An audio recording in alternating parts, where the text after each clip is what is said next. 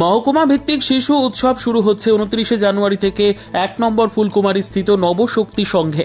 এই নিয়ে সোমবার সন্ধ্যায় ক্লাবের হল ঘরে এক সাংবাদিক সম্মেলন অনুষ্ঠিত হয়।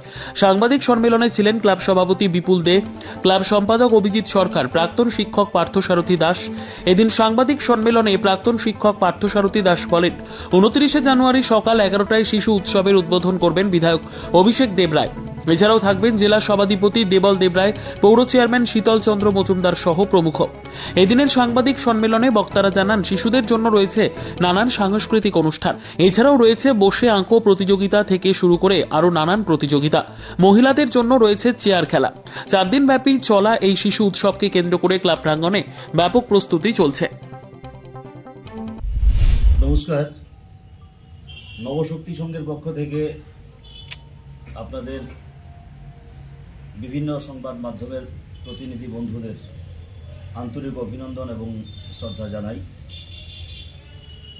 তো আজকে আমরা একত্রিত হয়েছি এবং সাংবাদিক সম্মেলনের আয়োজন করেছি একটা বিশেষ কারণে, যে আমরা মহকুমা ভিত্তিক শিশু উৎসব করতে যাচ্ছি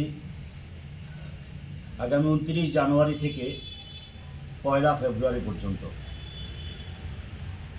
আমাদের এই মন্দির নগরী উদয়পুরের বুকে এই নবশক্তি সংঘের প্রাঙ্গণে এই 4 দিন ব্যাপী শিশুদের উৎসাহ উদ্দীপনার মাধ্যমে আমরা মেতে থাকব তাদের নিয়ে।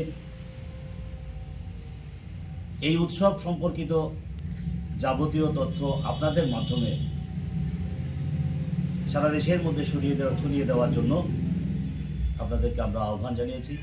আমরা আন্তরিকভাবে কৃতজ্ঞ আপনারা আমাদের ক্লাবে এসে আমাদের এই কাজে সহযোগিতা করেছেন।